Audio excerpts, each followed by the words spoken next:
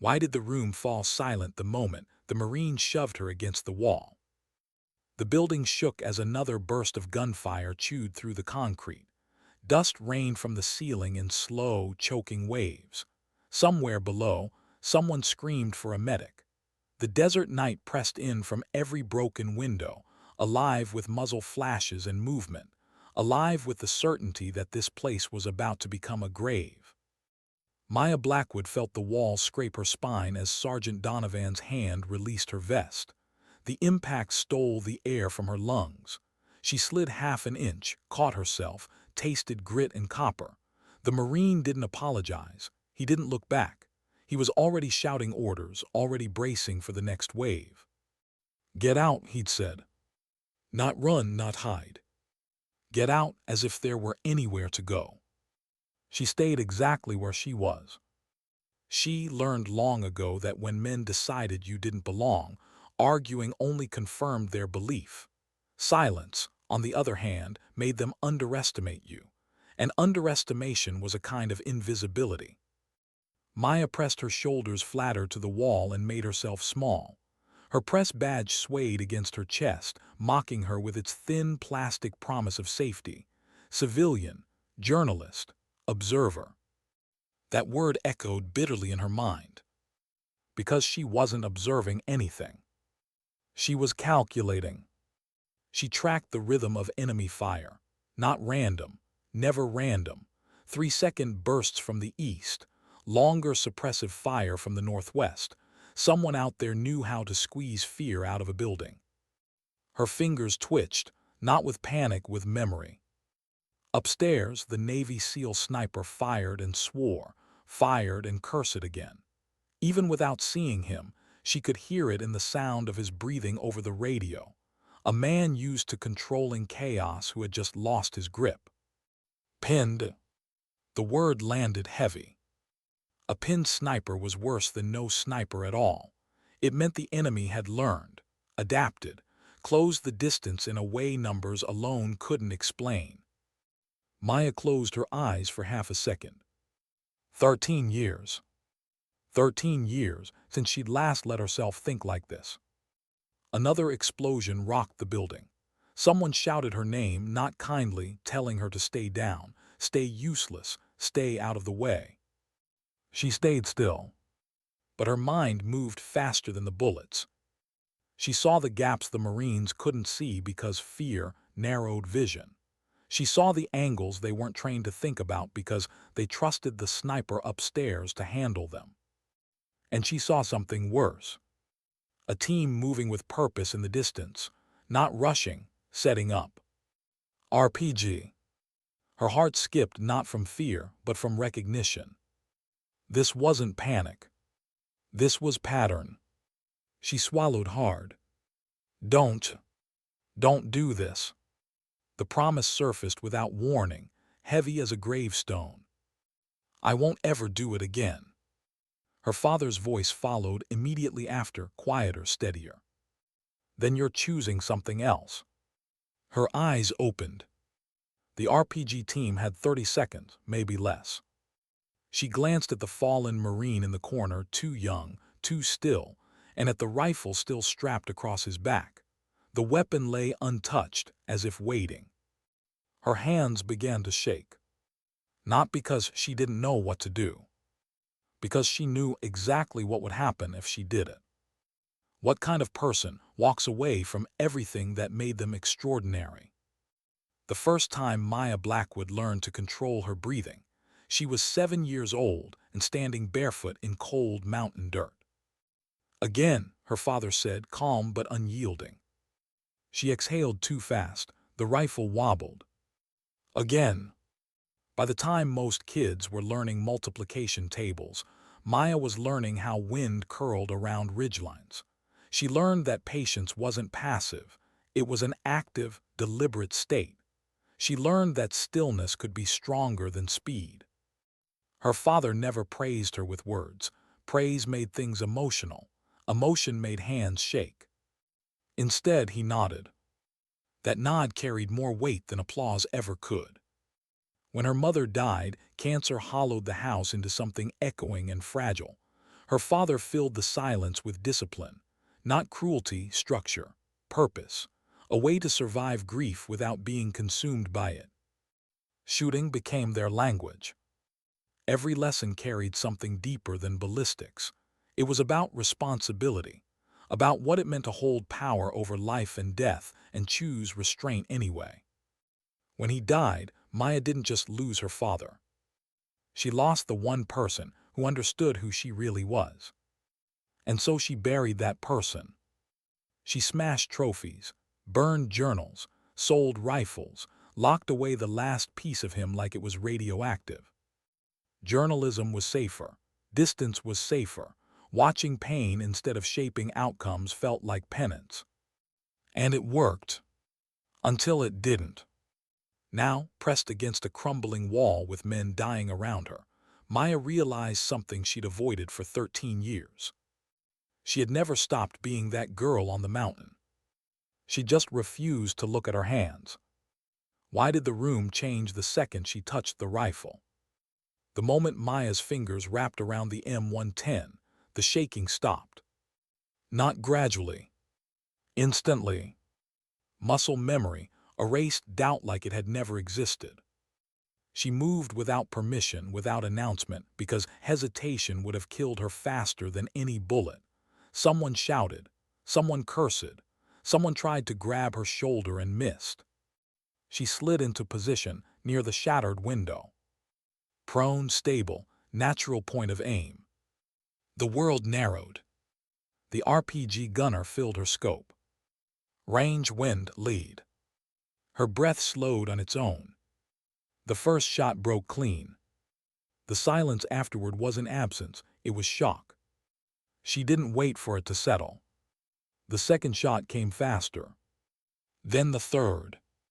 3 lives gone in seconds, not rage, not vengeance, precision. Upstairs, the SEAL sniper stopped firing. He wasn't pinned anymore. He was watching. Maya's voice cut through the chaos, calm as if she were reading a grocery list. Machine gun nest, northwest building, 2nd floor. I don't see. Crack. The gun went silent. Something shifted in the room, not celebration, not relief. Recognition. The Marines didn't cheer, they stared. The woman they dismissed was dismantling an assault they couldn't contain. Each shot carried memory. Each recoil echoed her father's lessons, not glory, not triumph. Responsibility. She felt every life end. She carried them even as she fired again. What does it cost to save people who never believed in you? When the armored truck appeared, the room felt smaller than ever. The 50 cal tore through walls like paper. The building screamed. The SEAL sniper didn't pretend anymore. That shot can't be made. Everyone looked at Maya. She didn't feel powerful. She felt tired. Tired of running. Tired of pretending. Tired of being invisible until the moment someone needed her to be impossible. She remembered her father's last lesson. The one about feeling instead of calculating. She waited for the rhythm. And fired. The truck died in motion. Silence followed, not the stunned kind this time, but the heavy, exhausted kind that comes after surviving something you weren't supposed to. Maya lowered the rifle. Her hands shook again. This time she let them. Why did the salutes hurt more than the bullets? They lined up. Marines, SEALs, men who had shoved her aside and men she had saved. They saluted her. Maya couldn't stand. The weight hit her all at once, not pride, not vindication. Grief. For her father, for the lives she took, for the version of herself she could never return to. She didn't return the salute. She cried. Later, under desert stars, the sniper told her what her father had said. Guardian. Not soldier. Guardian. The word settled somewhere deep and permanent. What do you do when you stop running? 3 months later, the world felt wrong. The apartment, the job, the distance. She dreamed of the space between heartbeats, of choosing. When the notebook arrived, her father's handwriting, she finally understood. He hadn't trained her for war. He'd trained her for choice. Sometimes dignity doesn't speak. It simply acts. Why did the silence after the gunfire feel heavier than the fight itself? Maya didn't notice when the ringing in her ears finally faded. She only noticed the absence of urgency. No one was shouting orders. No one was firing blindly into the dark. The building still smelled like dust and cordite, but the chaos had stepped back, as if even it needed a moment to understand what had just happened. She lay prone by the window, cheeks still pressed against the rifle stock, eye hovering near the scope out of habit rather than need. Her breathing was controlled, measured, the way her father had taught her. In, out, slow enough that the world stayed manageable. Then her hands started to tremble. Not the fine shake of adrenaline, something deeper, a delayed reaction, the cost arriving late. She rolled slightly onto her side and stared at the cracked ceiling. 15. The number surfaced uninvited. She didn't count bodies during the shooting. Counting made things personal. But now the number was there, heavy and exact, refusing to be ignored. 15 people who would never see another sunrise. And 20 who would. She swallowed hard. The rifle felt heavier now, not physically, morally. Footsteps approached, careful ones, not rushed, not aggressive. She didn't turn her head. She already knew who it was. She'd heard his voice long enough to recognize the way he moved when he wasn't performing. Master Sergeant Wyatt Brennan stopped a few feet away. He didn't speak immediately. That alone told her more than words could have. Men like him filled silence only when they needed to control it. "You good?" he asked finally. Maya considered the question. It wasn't the polite version. It was the honest one. Are you still functional? Are you still here? "I don't know," she said. He nodded once, like that answer made sense. The Marines were regrouping now, redistributing ammo, checking wounds, treating the living with an efficiency that bordered on tenderness. She caught flashes of movement in her peripheral vision, men stealing glances her way, then looking away when she noticed. No cheers, no clapping. Respect quiet and uneasy. Sergeant Donovan stood near the center of the room, helmet off, blood drying at his temple. He looked older than he had an hour ago. Everyone did. He kept glancing at her. Guilt had weight too. Maya pushed herself up slowly, joints protesting as if she'd aged a decade in minutes. She sat against the wall, pulling her knees in, wrapping her arms around them like she was trying to keep something from spilling out. Her press badge lay twisted against her vest, civilian, journalist. She wondered if it would ever feel true again. A young Marine, barely more than a boy, lay on a stretcher nearby, leg bandaged thickly, face pale but alert. He'd been watching her for a while before he spoke. "Ma'am," his voice cracked halfway through the word. She turned toward him. "Your name," he said. "Blackwood, is your dad Thomas Blackwood?" The question hit her harder than the explosion had. Her throat closed. She nodded once. "My dad talked about him," the Marine continued, words tumbling out like he was afraid they'd disappear if he didn't say them fast enough. "Delta, said he was different, said he saved his whole team once, from real far out." Maya looked away before he could see her eyes fill. "He used to say," the Marine went on, smiling weakly, "that some people are born loud heroes, and some are quiet guardians. You never see them coming, you never forget them either." She pressed her lips together, feeling the weight of the phrase settle into her chest. Guardian. The word was following her now. Donovan approached then, slow and deliberate. He stopped in front of her, towering even without his helmet. For a second, Maya thought he might say nothing at all. Instead, he took a breath. "I owe you an apology," he said. The room seemed to hold still again. She looked up at him. "I put my hands on you," he continued, voice rough. I dismissed you. I treated you like a problem instead of a person. Maya studied his face. There was no performance in it, no attempt to save face, just exhaustion and something raw underneath. You were trying to protect your men, she said quietly. That's what I told myself, he replied. But the truth is, I didn't want to believe help could look like you. The admission landed heavier than anger ever could. He extended his hand. She hesitated only a second before taking it. His grip was careful, respectful. When he stepped back, he saluted her, not sharply, not ceremonially, something more personal. She didn't return it. She didn't need to. The distant thump of helicopters finally broke through the night, low and steady. Relief rippled through the building, but it was muted. Everyone knew how close they'd come to not hearing that sound at all. Maya closed her eyes. The adrenaline began to drain in earnest then, leaving behind a hollow ache that spread through her bones.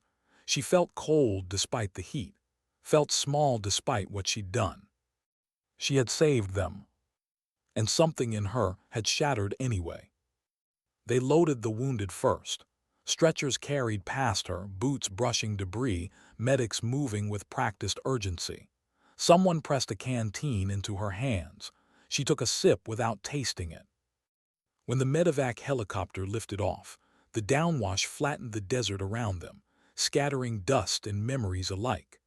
Maya climbed aboard last, settling onto a metal bench among men who were alive because she'd broken a promise she thought defined her. The medic checked her vitals, frowning slightly. Adrenaline crash, he said. You're going to feel this later. I already do, she replied. The helicopter rose, the compound shrinking below them into something unreal, like a bad dream finally losing detail. She stared at her hands again. They looked ordinary. That terrified her. A Marine across from her, arm in a sling, eyes too old for his face, met her gaze. You okay, ma'am? He asked gently. She considered lying. Journalism had taught her how. I killed people tonight, she said instead. He nodded slowly. Yeah, and because of that I get to call my mom. Her chest tightened. The helicopter landed at the forward base under floodlights that made everything harsh and colorless. As they disembarked, Maya felt eyes on her again, curious, grateful, confused. Colonel Sarah Mitchell was waiting. She didn't waste time. Inside a hardened room that smelled like coffee and dust, Mitchell looked at her across a metal desk. No judgment, no awe, just assessment. You understand this doesn't go away, the colonel said. Maya nodded. I tried walking away once. And when the moment came, Mitchell continued, you didn't. No, Maya said softly, I didn't. Silence stretched between them, thick but not hostile. You saved lives, Mitchell said finally. That matters. So do the ones I took, Maya replied. Mitchell studied her a moment longer, then nodded once. Yes, they do. When Maya stepped outside again, dawn was just beginning to stain the horizon, pale, reluctant. She walked until the noise faded, until the base fell behind her, until there was nothing but cool air and open sky. She sat on the ground, pulling her knees to her chest again, watching the stars disappear one by one. For 13 years, she'd believed walking away was strength. Tonight had taught her something harder. Sometimes strength wasn't leaving. Sometimes it was staying long enough to carry what followed. She closed her eyes as the sun rose, feeling both older and more awake than she had in years, knowing with quiet certainty that whatever she had become in that compound, there was no going back. And somewhere deep inside, beneath the grief and the fear and the weight of 15 lives, a single, unsettling thought took root. This wasn't the end of her story. It was the moment she'd finally stepped into it. Why did the morning feel heavier than the night that nearly killed them all? Maya didn't sleep. She lay on a narrow cot inside the temporary barracks, staring at the corrugated ceiling while the base slowly woke around her. Boots passed outside. Radios crackled. Somewhere, someone laughed too loudly, the sound brittle and forced, like it might shatter if questioned. Every time she closed her eyes, the scope came back. The crosshairs didn't shake. They never did in memory. They hovered, steady and patient, waiting for permission she hadn't consciously given. She could still feel the trigger break clean, precise, followed by the strange calm that arrived before the weight did. 15. The number had followed her into the dawn. She swung her legs off the cot and pressed her bare feet into the cold concrete floor. The chill grounded her, reminded her she was still here, still breathing, still responsible for the shape of the day ahead. A knock came at the door, soft, respectful. She didn't answer right away. Another knock, Blackwood. She stood, pulled on her boots, and opened the door. Master Sergeant Brennan stood there, helmet tucked under his arm, eyes rimmed red with a kind of exhaustion that sleep couldn't touch. "Colonel Mitchell wants to see you," he said. Then after a pause, "No rush, but don't make her wait too long." Maya nodded. As he turned to leave, he hesitated. "For what it's worth," he added, voice low, "you didn't just save my team. You saved me from making a mistake I'd have carried the rest of my life." She watched him walk away before closing the door again.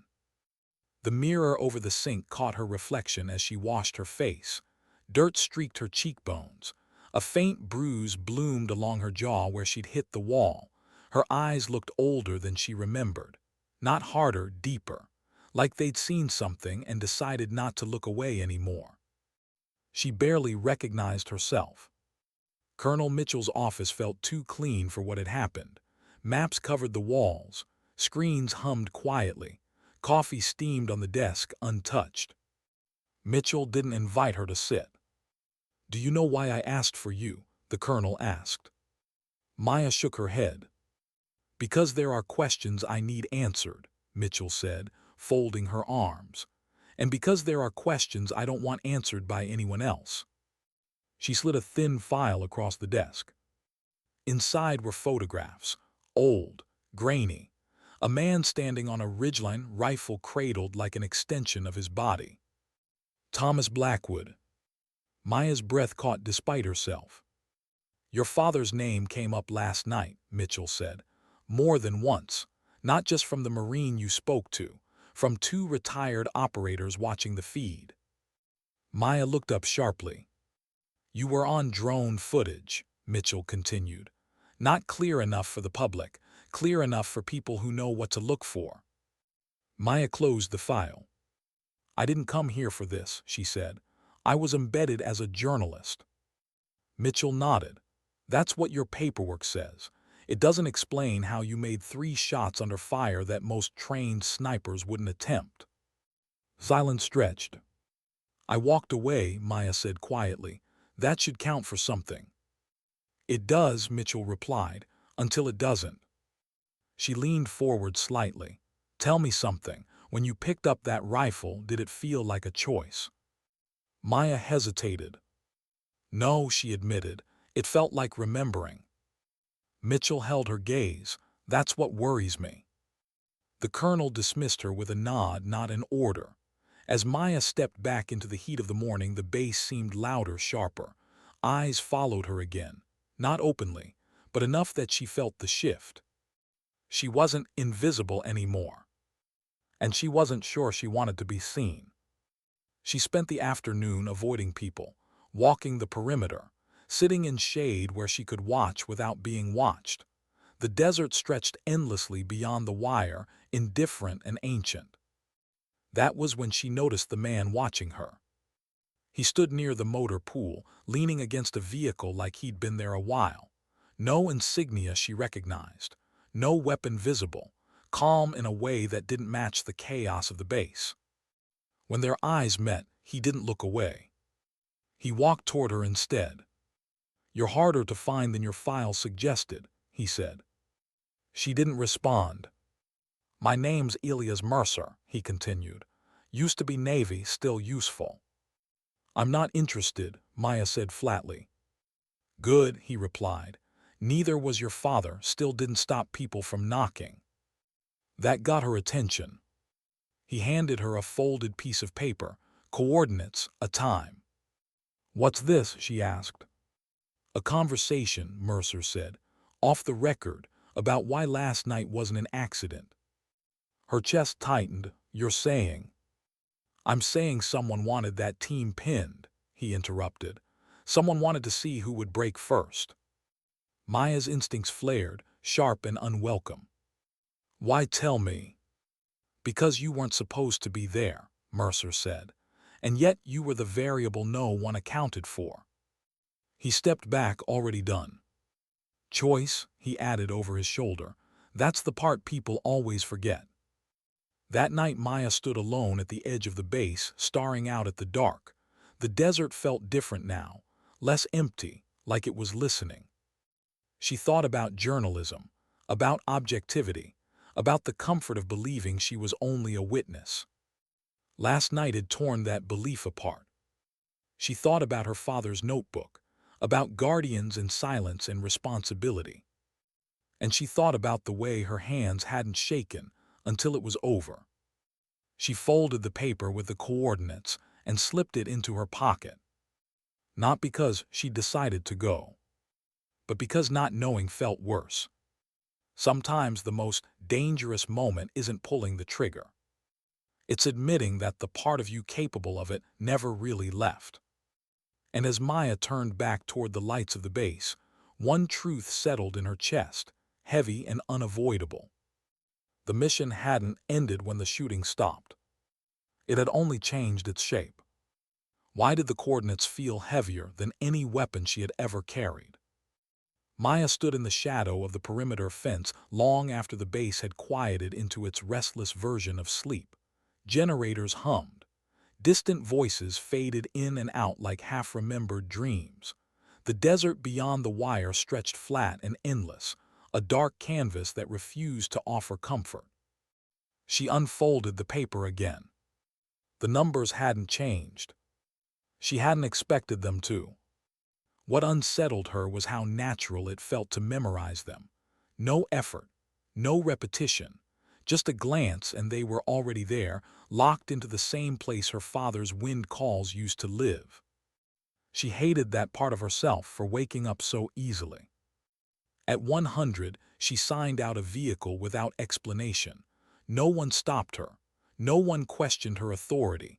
That might have bothered her more than resistance would have.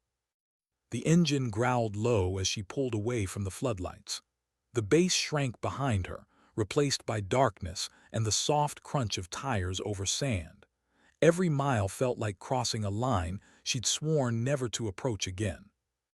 She told herself she was going for answers. She didn't admit how much she missed the clarity. The coordinates led her to a shallow ravine framed by broken rock and the skeletal remains of an old communications tower. Moonlight painted the metal in pale silver, turning rust into something almost beautiful. Mercer was already there. He sat on the hood of a dust-covered pickup, legs crossed, posture relaxed in a way that was either confidence or recklessness. Probably both. "You're late," he said mildly. "I came at all," Maya replied. "That's generous." He smiled without warmth. "Fair." She didn't sit. She stayed standing, arms folded, keeping distance the way she'd learned to do when trust was a liability. "Start talking," she said. Mercer slid off the hood. "Last night's attack wasn't about killing Marines," he began. "Not primarily. It was about pressure, observation." "By who?" "People who don't exist on any map you'll ever publish," he said. "Contractors, brokers, men who sell outcomes instead of allegiance." Maya felt something cold settle behind her ribs. "And you know this because?" "Because I used to be one of them," Mercer replied. The admission hung between them. "You expect me to believe that?" "I expect you to recognize it," he said. "The patience, the timing, The way the enemy adjusted to your sniper after exactly 3 shots. She remembered the shift, the way the pattern had changed. Someone was feeding them information, she said slowly. Mercer nodded. Someone wanted to see what the team would do when their advantage disappeared. And me. He looked at her for a long moment. You were a complication, an unknown variable. Convenient, she said. Dangerous, he corrected. You shouldn't have been there, not with your history. Maya's jaw tightened. My history is none of your business. Mercer didn't argue. He reached into his jacket and pulled out a tablet, powering it on. Grainy footage flickered to life. Drone angles, heat signatures. She saw herself at the window. Saw the moment she picked up the rifle. Saw the second shot. Her stomach twisted. This feed never went to command, Mercer said quietly. It was intercepted. By who? The same people who trained your father, he replied, and then decided he was no longer useful. The words hit like a physical blow. You're lying, Maya said, but the certainty wasn't there. Mercer shook his head. Thomas Blackwood didn't die in an accident. He died because he refused to play a game he helped design. Maya stepped back, breath catching. No, she whispered, he was sick, He was sick, Mercer agreed, and still dangerous. Knowledge has a shelf life, he outlived his. The desert felt suddenly too open, too exposed. Why tell me this? She asked again, voice unsteady now. Because you're standing at the same edge he did, Mercer said, and because they noticed you last night. A memory surfaced, Colonel Mitchell's words, when it stops counting. Maya looked up at the stars, sharp and indifferent. I didn't ask for this, she said. No one ever does, Mercer replied. That's why it works. She turned back to him. If what you're saying is true, why aren't they coming for me already? Mercer smiled, thin and humorless. They're patient. They prefer watching people choose. He tapped the tablet once, shutting it off. You have 3 options, he said. You can go home and write about heroism while they erase what really happened. You can expose them and burn every bridge you have, including your own safety. Or what, she asked. Or you can do what your father did, Mercer said softly. Stand in the space between. Maya laughed, sharp and bitter. That didn't end well for him. No, Mercer agreed, but it saved a lot of people. Silence settled again, heavier this time. I'm not a soldier, Maya said. I'm not even active. You don't need a uniform to be dangerous, Mercer replied. You just need to know where to stand. She thought of the Marines, of the young man who would call his mother, of the lives that balanced on decisions made far from any battlefield. She thought of the way her hands had steadied without asking permission. Give me proof, she said finally, something real. Mercer nodded. I was hoping you'd say that. He reached into the truck and handed her a small drive. Names, transactions, places, he said. Enough to get you killed if you show it to the wrong person. Maya took it. The weight of it was negligible. The weight of what it represented was not. As she turned to leave, Mercer spoke again. For what it's worth, he'd be proud. She didn't respond. The drive sat in her pocket as she drove back toward the base, the road unspooling under her headlights. The night felt closer now, less empty. By the time the lights of the compound appeared, Maya understood something she'd been resisting since the first shot. This wasn't about returning to who she used to be. It was about deciding who she was willing to become. Sometimes the hardest trigger to pull isn't attached to a weapon. It's the one that starts the next fight. Why did the truth feel more dangerous than the bullets ever had? Maya didn't plug the drive in right away. It sat on the metal table in her quarters like a live round she didn't trust herself to handle. She showered first, scrubbing dust and sweat from her skin until the water ran cold, until her fingers pruned and her thoughts slowed enough to breathe. It didn't help. The images kept returning, not the firefight that was already dulling at the edges, but Mercer's voice. Calm, certain. The way he spoke her father's name like it belonged to a classified file instead of a memory. She dressed, sat on the edge of the bed, and stared at the wall for a long time. Then she opened her laptop. The screen glowed softly in the dim room. She hesitated again, fingers hovering, the part of her that had spent years building distance screaming for restraint. Journalists verify. Soldiers act. She inserted the drive. Files populated instantly. Too many. Folders nested inside folders, dates stretching back decades, names she recognized from headlines, others that meant nothing yet. She opened one at random. Transaction logs, shell companies, payments routed through charities, reconstruction funds, private security contracts, war turned into accounting. Her stomach tightened. She opened another. Audio files. She pressed play. Static at first, then voices, older, calm, discussing terrain, leverage, acceptable losses. And then, her father. You don't get to decide who lives once you stop seeing them as people. Her breath caught. A pause, another voice responded, amused. That's exactly why you're no longer useful, Tom. The recording ended. Maya closed the laptop so hard the screen rattled. She pressed her palms into her eyes, breathing fast now, unsteady. So Mercer hadn't lied. Her father hadn't just walked away. He tried to stop something. And it had killed him anyway. A knock at the door made her jump. She reached instinctively for nothing, the absence of a weapon, a reminder of how exposed she was. She opened the door a crack. Colonel Mitchell stood there. "May I come in?" she asked. Maya nodded, stepping aside. Mitchell didn't look around, didn't sit. She leaned against the wall, arms crossed, studying Maya the way commanders studied terrain before committing troops. "You went off base last night," Mitchell said. It wasn't a question. "Yes," Maya replied. "With someone I don't like," Mitchell continued. "That's not a crime," Maya said. Mitchell's mouth twitched. "Depends who you ask." Silence stretched. Maya waited. She learned that patience unsettled people more than defensiveness. "You remind me of someone," Mitchell said finally. "My father?" Maya asked. "No," Mitchell replied, "me." That surprised her.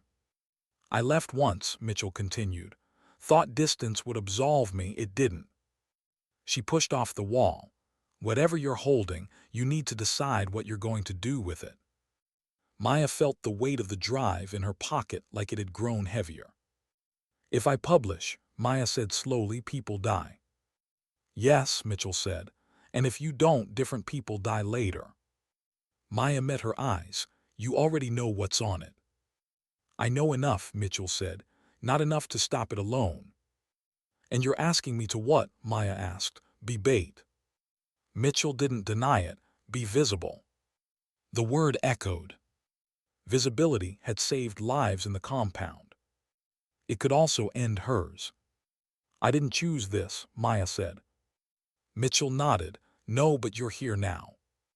After the colonel left, Maya didn't sleep. She backed up files, cross-referenced names, built timelines the way she'd done 100 times before, except this time, the stakes weren't careers or reputations. They were lives. Just before dawn, her phone buzzed. "Unknown number." She answered without speaking. "You're predictable," Mercer's voice said. "You're listening to my calls," Maya replied. "No," he said, "but they are." Her pulse quickened. "What do they want?"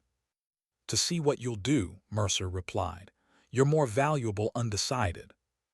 A pause. "You should know," he added. "They reached out to your editor." Maya closed her eyes. "They offered access," Mercer continued. "Exclusive, safety, legacy." "They always do," Maya said bitterly. "What did he say?" that he'd call me first. The call ended. Maya sat there as the sun rose, painting the base in harsh gold. Everything looked exposed in daylight. There was no hiding in it. She thought about her career, about the stories she'd told herself about neutrality and distance, about how easy it had been to critique from the sidelines. She thought about the Marines sleeping in the barracks, about the boy calling his mother. She thought about her father, refusing to stop seeing people as people. By mid-morning, she'd made her decision. She didn't publish. Not yet. She walked into the media tent and requested a satellite link. When the tech looked surprised, she smiled. Live, she said, unedited. Her editor appeared on the screen, relief flashing briefly across his face. Maya, he said, thank God, listen. She cut him off gently. They've contacted you. He hesitated. That's okay, she continued. I need you to listen. She didn't accuse, she didn't threaten. She told him the truth. Not all of it, enough. His face paled as she spoke. Jesus, he whispered. I'm going public, Maya said. But not alone. I need time. I need legal cover. I need allies who won't fold the moment pressure hits. And if I can't protect you, he asked. Then don't pretend you can, Maya replied calmly. Just don't sell me. When the call ended, Maya felt strangely calm. Fear didn't vanish. It clarified. She stepped outside. Mercer waited near the fence like he'd known she'd come. You chose the hard road, he said. I chose the only honest one, Maya replied. He nodded once. They'll come closer now. I know, she said. The wind picked up, carrying sand across the ground in thin sheets. Maya watched it move, unstoppable, reshaping everything slowly. She wasn't a soldier. She wasn't just a journalist anymore either. She was something in between. And for the first time, she understood what her father had meant. Sometimes the fight doesn't ask you to pull a trigger. Sometimes it asks you to stand where the truth can see you. And let it decide who blinks first. Why did the moment she stepped into the light feel quieter than any battlefield she had known? Maya stood alone in front of the camera as the countdown ticked toward 0. No makeup, no notes, no protective distance left. The media tent hummed softly around her, cables coiled like waiting nerves, technicians pretending not to watch. Outside, the base moved on with its routines, unaware that something irreversible was about to begin. Or maybe aware in the way people sense a storm long before the clouds arrive. 5. She thought of her father's hands guiding hers when she was young, not forceful, precise, teaching her how to trust stillness. 4. She thought of the compound wall scraping her back, the moment she decided not to move. 3. She thought of the 15, she didn't name them, she carried them. 2. She thought of the boy calling his mother. 1. The light turned red. Maya looked straight into the lens. My name is Maya Blackwood, she began, voice steady despite the weight pressing behind her ribs. I'm a journalist, and last week, embedded with U.S. forces, I witnessed something that nearly got an entire unit killed. There was no dramatic pause, no flourish. Just truth placed carefully where it could be seen. She spoke about the ambush, about patterns that didn't make sense, about information that moved faster than it should have. She avoided classified details. She didn't accuse anyone by name.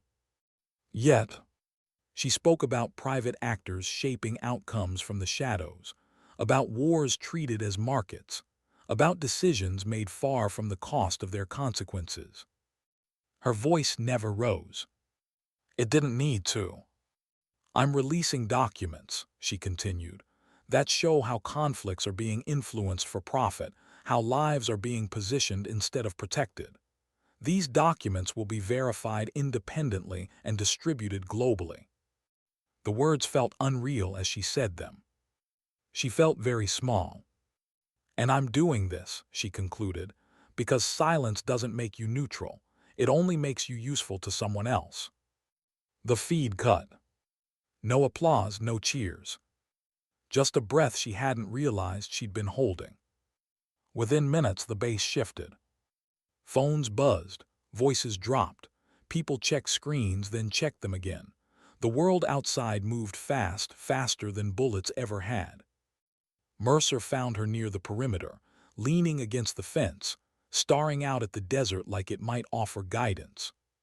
"You just painted a target on yourself," he said. "I know," Maya replied. He studied her. "You're calmer than I expected." She considered that. "I already crossed the worst line." "Which one?" he asked. "The one where I stopped pretending this wasn't my responsibility." The first response came from her editor, then another, then 3 more outlets requesting confirmation, access, interviews. Governments issued carefully worded statements that said nothing and everything at once. By nightfall, the drive's contents were everywhere. By dawn, the denials began. They called her reckless, emotional, unreliable. They questioned her proximity to combat, her objectivity, her past. Old articles resurfaced. Anonymous sources whispered doubts into receptive ears. She watched it all from a quiet room on base, sitting on the floor back against the wall, laptop balanced on her knees. It hurt more than she'd expected. Not the attacks themselves, the familiarity of them. She'd spent years believing she could stay above the mess. That professionalism could shield her from becoming part of the story. Now she understood the lie in that. Colonel Mitchell joined her sometime after midnight. She didn't speak right away.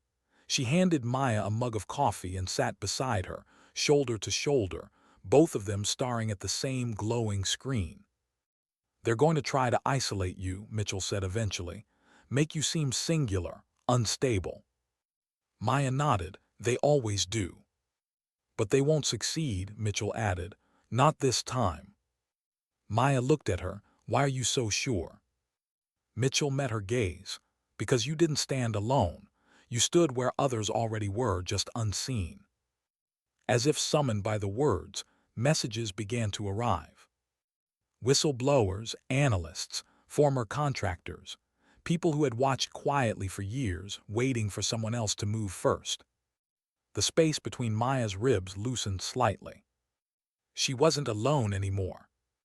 The pressure escalated quickly. By the 3rd day, Maya was advised to relocate, quietly, securely. The word protective custody was used and discarded in the same breath. She declined. Instead, she requested to visit the hospital wing before she left the base for good. The Marine she'd spoken to before, the one with the pale face and old eyes, was sitting up now, color back in his cheeks. He grinned when he saw her. "My mom thinks you're a superhero," he said. Maya smiled softly. "I'm not." "I know," he replied. "That's why she likes you." She stood to leave, then hesitated. "I'm glad you're alive," she said. "So am I," he answered. Outside, the desert wind moved across the sand in familiar patterns. Maya watched it for a long moment, then turned away. She left the base before sunset. The road stretched ahead of her, uncertain and exposed. Every mile felt like a departure, not just from a place, but from a version of herself that no longer fit. Days blurred into interviews, secure rooms, late-night calls with lawyers and journalists she trusted. Threats arrived quietly, some loud, some subtle. She learned to read between lines again, a skill she hadn't needed since childhood. At night, she dreamed less of crosshairs and more of choices. Months passed. Investigations opened, contracts dissolved. Names were spoken aloud that had once been untouchable. Not everyone faced consequences. Not everything changed. But some things did. One evening, alone in a borrowed apartment overlooking a city that didn't know her yet, Maya opened her father's notebook again. She read the final page for the first time. "If you're reading this, It means I failed to finish what I started. That doesn't mean it was wrong to try. It only means someone else had to carry it. Tears came then, quiet, unembarrassed. She closed the notebook and set it beside her. Maya Blackwood was still afraid, still grieving, still uncertain. But she was no longer running. She had learned that strength didn't always announce itself with force or fury. Sometimes it showed up quietly, in the refusal to look away, in the decision to stay present when disappearing would be easier.